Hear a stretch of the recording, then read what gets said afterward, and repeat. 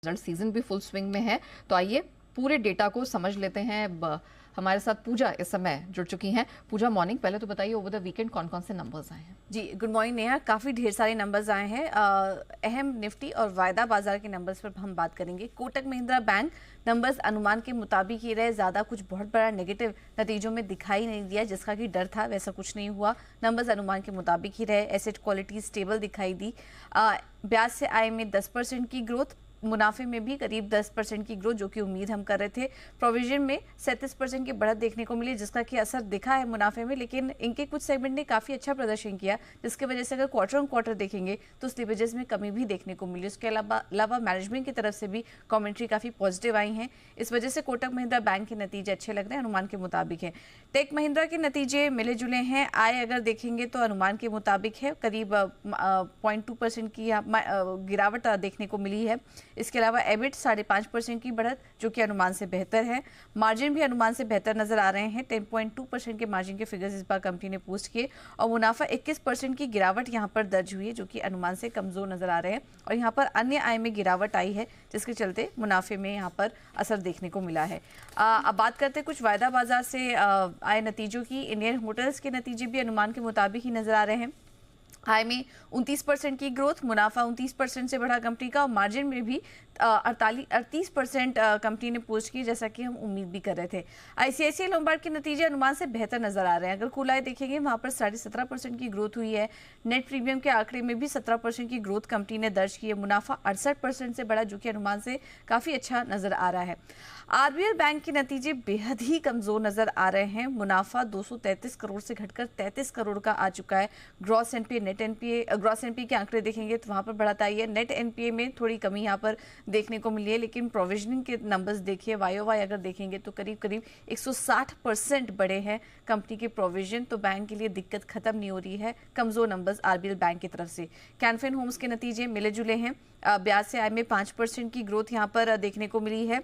अनुमान के एग्जैक्ट मुताबिक ही नंबर्स आए हैं। और मुनाफा भी अगर देखेंगे तो वहां पर 6% की ग्रोथ, लेकिन अनुमान से थोड़ा कम।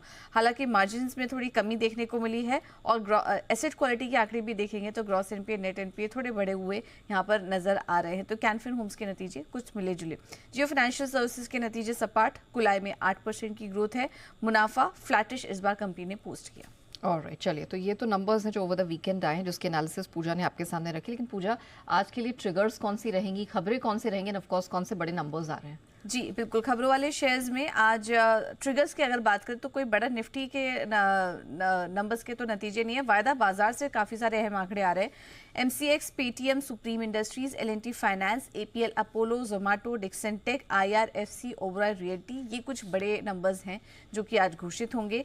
नवा लिमिटेड आज एक्सडेट कारोबार करेगा। कंपनी ने 2:1 के स्टॉक स्प्लिट की घोषणा की थी।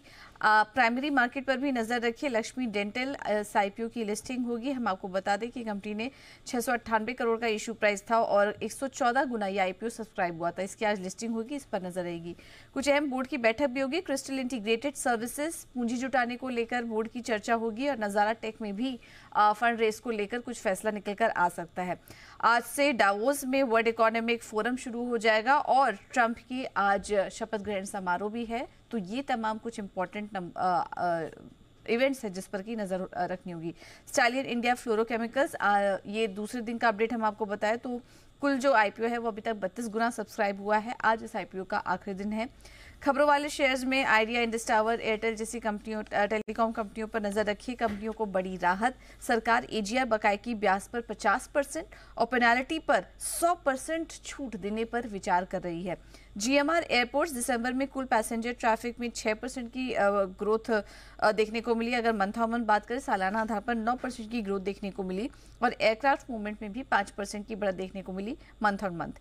इंडसइंड बैंक, यहाँ पर कंपनी के सामने कुछ समस्याएं चल रही थी और अब एक अपडेट आया है कि निजी कारणों के चलते कंपनी के सीएफओ ने इस्तीफा दे दिया है। तो ये एक अपडेट इंडसइंड बैंक की तरफ से। नजारा टेक मूनशाइन टेक्नोलॉजीज के करीब 4.5 लाख शेयर्स का अधिग्रहण करेगी प्राइवेट प्लेसमेंट्स के जरिए। शुगर स्टॉक्स पर भी नजर रखिए, उनके लिए भी अच्छी खबर। 10 लाख टन चीनी एक्सपोर्ट को मंजूरी मिल चुकी है। मोतीलाल ओसवाल फाइनेंशियल आज भी फोकस में रहेगा। कल्याण ज्वेलर्स में एक्सपोजर से रिलेटेड और जो भी गड़बड़ियां चल रही थी उसको लेकर मोतीलाल एएमसी के भी एक्सपोजर की बात की जा रही है, लेकिन अब उनका क्लैरिफिकेशन आया है।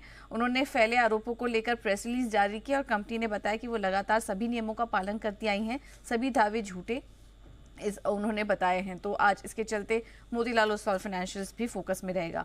ऑटो स्टॉक्स पर नजर रखिए। Hyundai इंडिया ऑटो एक्सपो चल रहा था जिसमें कि क्रेटा ईवी 18 लाख की शुरुआती कीमत से कंपनी ने लॉन्च की है। और इसके अलावा टीवीएस मोटर्स पर भी नजर रखिए। कंपनी और Hyundai मोटर ने भारत में एडवांस इलेक्ट्रिक 3 व्हीलर्स और माइक्रो 4 व्हीलर्स डेवलप करने के लिए पार्टनरशिप कर लिया है।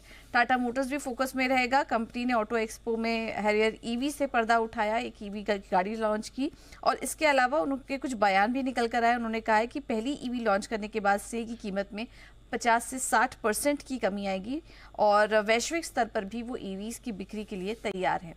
और इसके अलावा उन्होंने सरकार से ईवीज पर टैक्स कम रखने की भी अपील की है। तो इस तरह के कुछ बयान निकल कर आए टाटा मोटर्स की तरफ से। ग्रीव्स कॉटन पर भी नजर रखिए। ऑटो एक्सपो 2025 में इनोवेटिव प्रोडक्ट और सर्विसेज पेश किए। फास्ट चार्जिंग के साथ 200 किलोमीटर प्रति चार्ज की रेंज, पहली कॉन्सेप्ट ई मोटरसाइकिल साइबर भी पेश की। पेटीएम पर भी नजर रखिए। आज पेटीएम मामले में 8 डायरेक्टर्स अन्य ने सेबी के साथ केस को सेटल कर लिया है। लिस्टिंग नियमों का पालन न करने पर उनको पेनाल्टी लगी थी, लेकिन अब उसका सेटलमेंट होते हुए नजर आ रहा है। डिक्सन टेक्नोलॉजीज कंपनी की सब्सिडरी ने KHY इलेक्ट्रॉनिक इंडिया के साथ करार किया। अपनी मैन्युफैक्चरिंग क्षमता बढ़ाने के लिए ये करार हुआ है। और आखिर में बात करते हैं IOL केमिकल की।